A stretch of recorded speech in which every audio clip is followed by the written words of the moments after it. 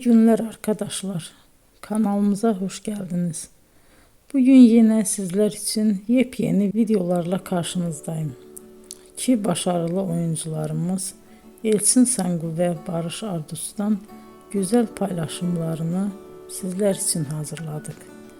Elçin Sangu, Sevdim Alabora, Yalancı ve Mumları, Kiralık Aşk, İyi Günde Kötü Günde bu dizilerde rol almış ve herkes tarafından çok beğenilmiştir. Biz de Elçin Sangu ve Barış Ardus'tan en güzel sempatik fotolarını sizler için hazırladık.